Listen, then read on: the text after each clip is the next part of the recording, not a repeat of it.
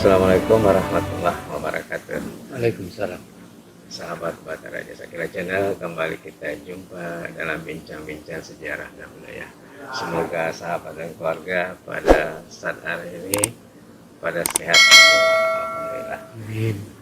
Sahabat, saat ini kami berada di Masjid Raya Watampone, di mana masjid ini merupakan salah satu masjid tertua, masjid tua di kerajaan ini.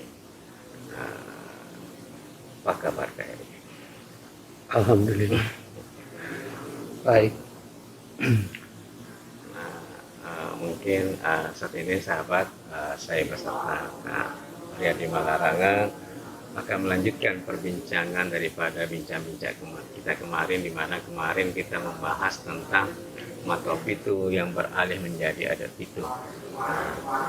Saat ini kami akan membahas tentang wali pitu, karena dalam paradigma pemikiran kita di sebagian bahwa banyak yang beranggapan wali pitu itu juga adat pitu, atau adat pitu itu juga wali pitu.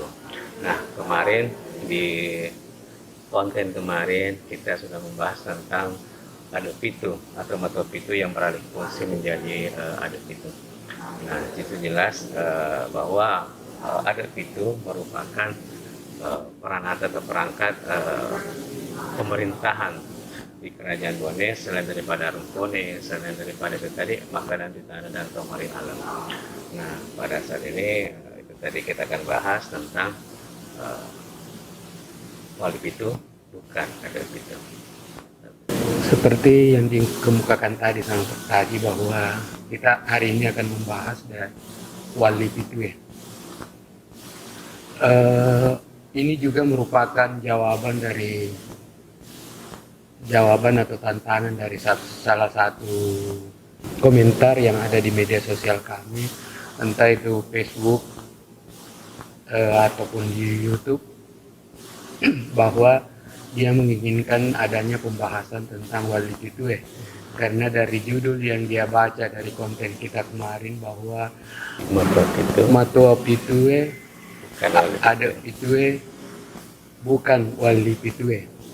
Tapi dalam konten kami itu memang kami tidak membahas masalah wali pitu sehingga ada komentar yang menginginkan bahwa sebaiknya kita membahas tentang wali pitu. Nah, untuk menjawab tantangan tersebut, bukan tantangan ya, menjawab daripada harapan daripada harapan atau permintaan dari sahabat channel Batara Jasa Kira, maka hari ini kami akan membahas tentang wali pitu. Nah, kemarin kita membahas tentang adat pitu bahwa adat pitu itu dimasukkan dalam struktur daripada kerajaan Bone pada saat itu. Nah, untuk wali pitu bagaimana sebenarnya itu? Berarti ada juga 7 orang ya wali pitu ini. Ya. Alhamdulillah, ini bukan juga sebuah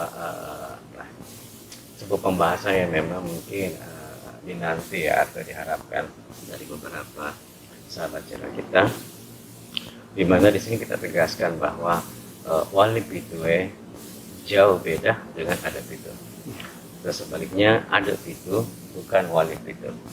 Adat pitu adalah lembaga pemerintahan kerajaan Bone, atau bagian daripada elemen pemerintahan dari kerajaan Bone yang terdiri daripada dari 7 menteri kerajaan yang sudah kita bahas: Macege, Ujung, Tati, Bojong, Tenteratan, Tenteriaja, Tenteratan, Tenteriawang, dan Ponceng,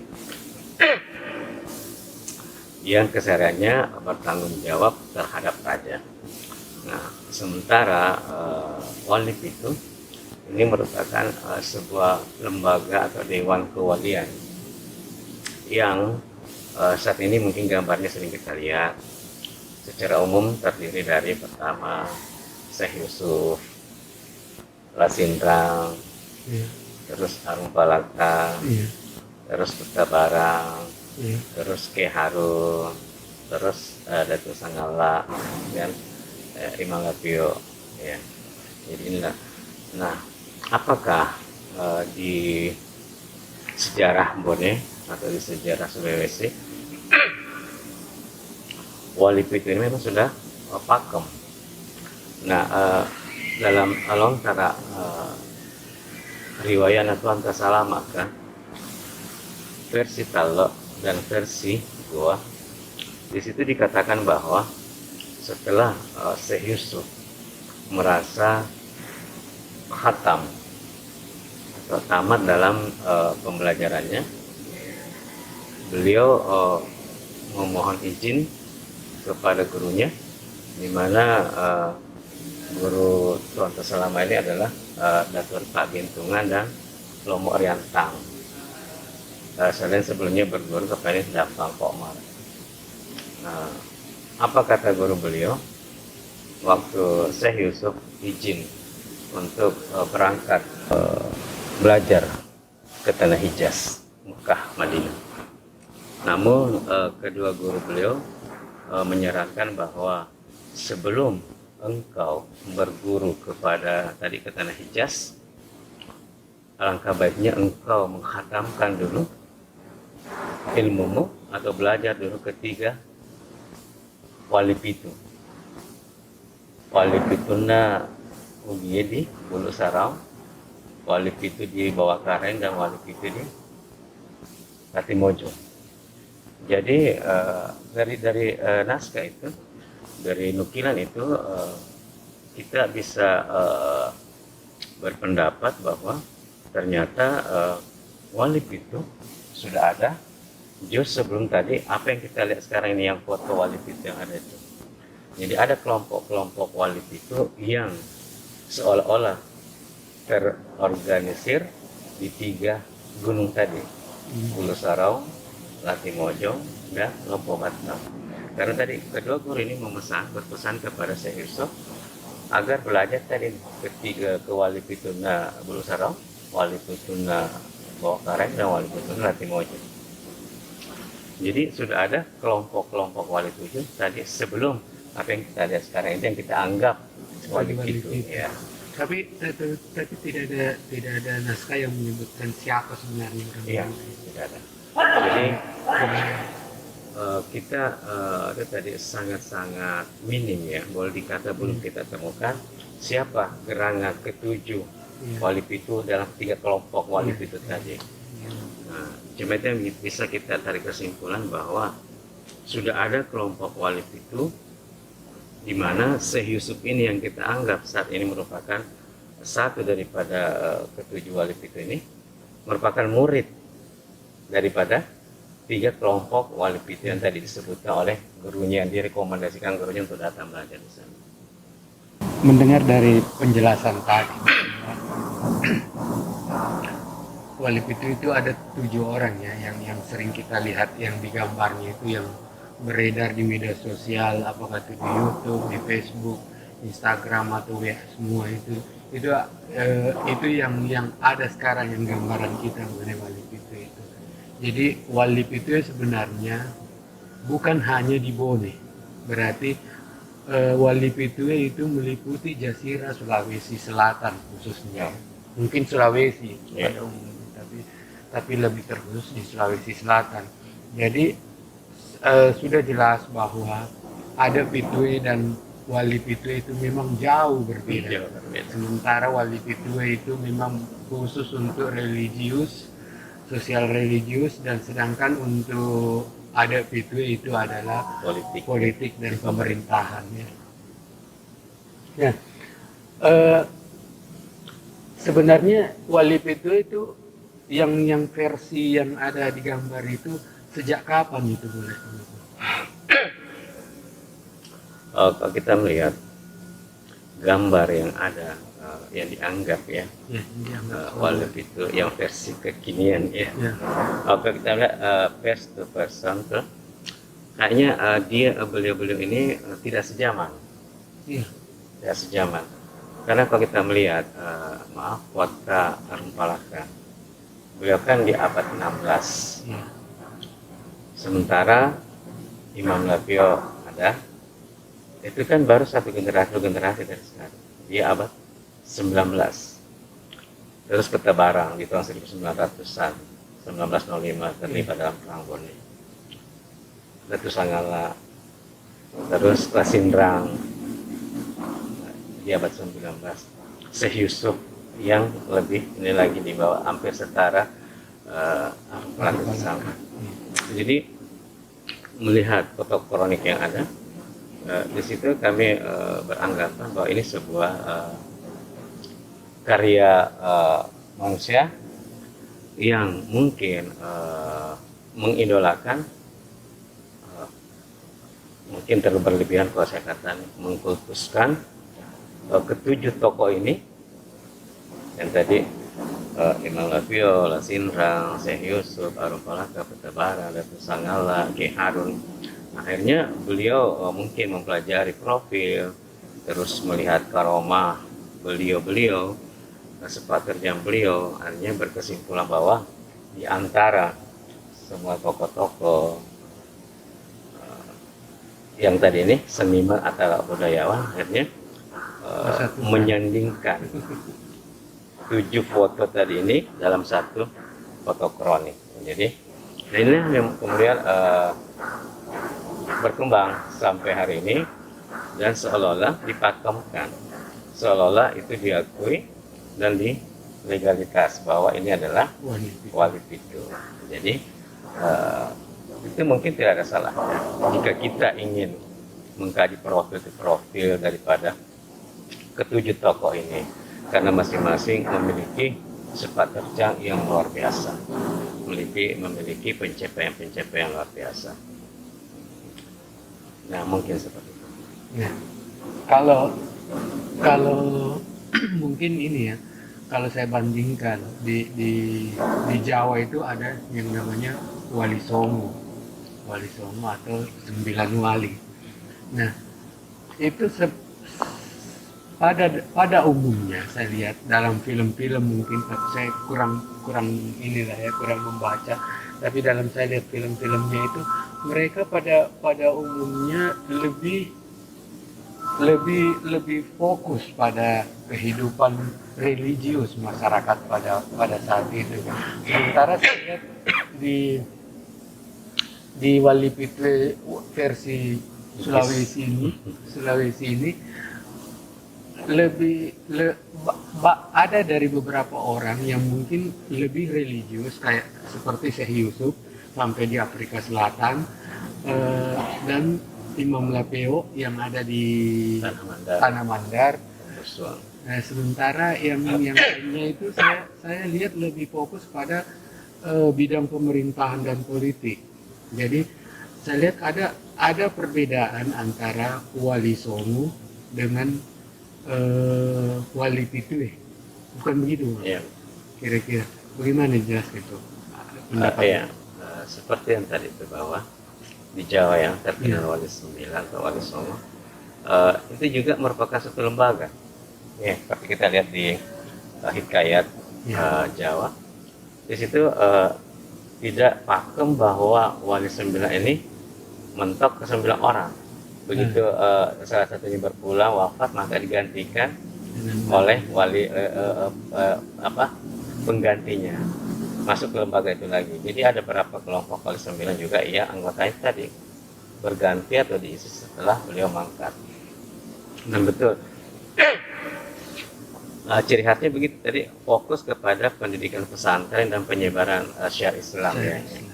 Sementara di Wali Pitu versi kita Bugis nampak di situ ada beberapa raja, ada raja termasuk itu tadi Kota Harupalaka, terus Lasindrang yang merupakan panglima perang, putra daripada Latama Adaptasi Jendreng Sowito. Imam Lapeo lah yang lebih religius. Ya. Kenapa seperti itu gitu kan? Nah, perlu diketahui bahwa kita di Bugis, mungkin juga di kerajaan lain atau di negara lain, bangsawan atau raja itu sebelum mengenal pendidikan lain itu memang diisi oleh pendidikan agama karakter.